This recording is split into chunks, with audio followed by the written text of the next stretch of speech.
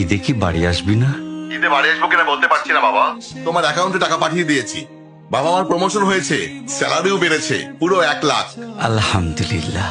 বাবা একটু লাইনে থাকো। বাবা, তুমি তো বলেছিলে পিতৃঋণ কখনো শোধ হয় না।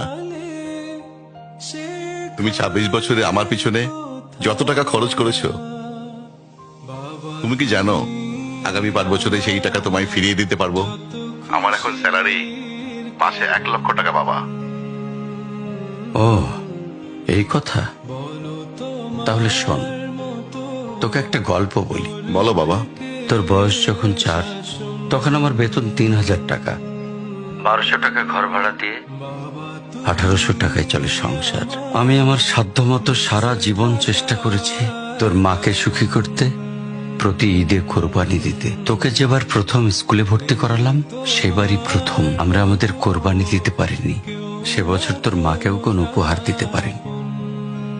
তুই যখন ভার্সিটিতে উঠলি, আমাদের অবস্থা তখন মোটামুটি ভালো, কিন্তু খুব কষ্ট হয়ে গিয়েছিল যখন আমার ট্রান্সফার হয়।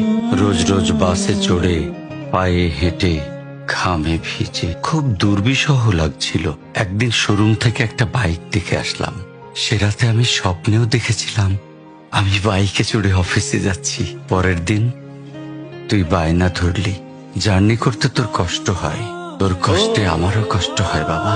আমি বাইকটা তোকে কিনে দিয়েছিলাম। তুই এখন লাখ টাকা বেতন পাচ্ছিস, কিন্তু মনে করে দেখ, অন্য মাইনে দিয়ে ব্র্যান্ড নিউ মোবাইলে হেডফোন কানে লাগিয়ে সারা রাত গান শুনেছিস, পিকনিক করেছিস, ট্যুর করেছিস। তোর প্রতিটা দিন ছিল স্বপ্নের মতন। আর তোর টাকা নিয়ে আমি এখন হার্টের বাইপাস করাই, ডায়াবেটিক মাপাই।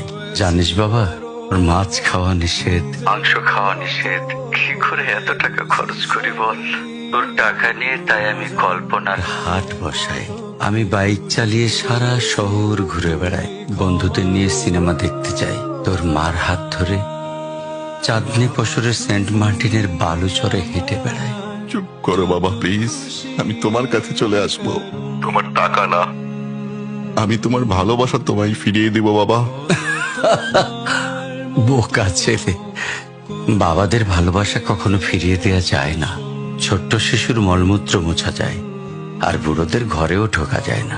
ওকে একটা প্রশ্ন করি বাবা। ধর তুই, আমি আর তোর খোকা তিনজন এক নৌকায় বসে আছি। হঠাৎ নৌকাটা ডুবতে শুরু করলো। যে কোনো একজনকে তুই বাঁচাতে পারবি, কাকে বাঁচাবি? থাক, উত্তর দিতে হবে না। ছেলেরা বাবা হয়, বাবারা কখনো ছেলে হতে পারে না। পৃথিবীতে সবচেয়ে ভারী জিনিস কি জানিস? পিতার কাঁধে পুত্রের লাশ।